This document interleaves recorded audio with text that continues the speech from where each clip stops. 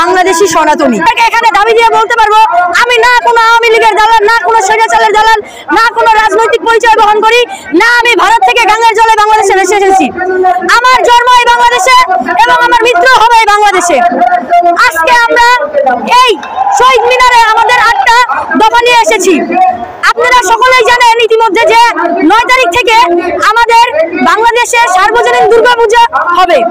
এই সার্বজনীন দুর্গাপূজা উপলক্ষে আমরা বিভিন্ন জায়গায় বিভিন্নভাবে অনেক আয়োজন করার চেষ্টা করছি, কিন্তু কিছু কিছু দল, সন্ত্রাসী দল বলেন, দুষ্কৃতী দল বলেন, যে কোনো দল, কিছু কিছু দল স্লোগান দিয়ে বলছে যে দুর্গাপূজা হতে দিবে না।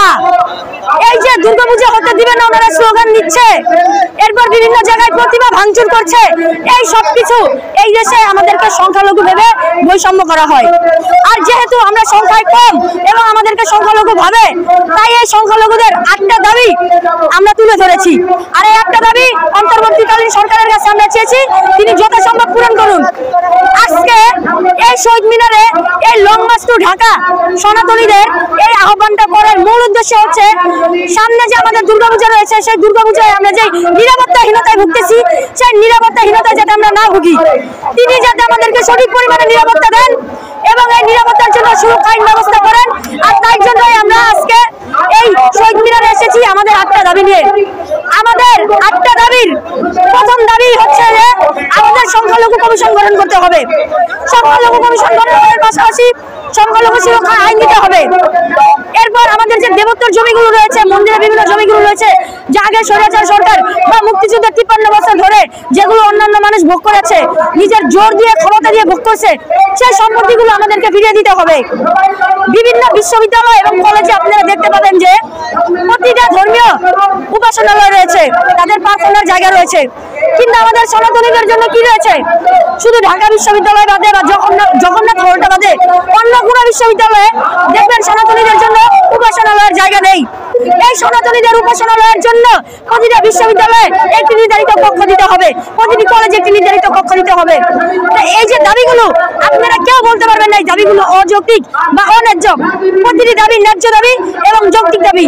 আমরা চাই আমাদের অন্তর্বর্তীকালীন সরকারের প্রধান উপদেষ্টা ডক্টর ইউনূস, উনি সম্মানিত একজন ব্যক্তি এবং আমাদেরও আইডল, আমরা যারা ছাত্র বৈষম্য আন্দোলন করেছি, তিনি যত তাড়াতাড়ি সম্ভব আমাদের এই দাবিগুলো মেনে নেন। উনি যদি আমাদের দাবিগুলো মেনে না নেয়, তাহলে উনি কি আমাদের কথা দিতে পারবে বা অন্য কেউ কি আমাদের কথা দিতে পারবে যে আমরা দুর্গাপূজায় নিরাপদ থাকবো? যেই পরিমাণে মন্দির ভাঙচুর হচ্ছে, মন্দিরে হামলা হচ্ছে, হিন্দুদেরকে অত্যাচার করা হচ্ছে, এই অত্যাচারগুলো থেকে ভবিষ্যতে এই অত্যাচারটা বেড়ে যে মন্দিরে হামলা হবে না, দুর্গাপূজার মণ্ডপে ভাঙচুর হবে না, এর কি কোনো নিরাপত্তা বা গ্যারান্টি দিতে পারে? কেউ পারে না।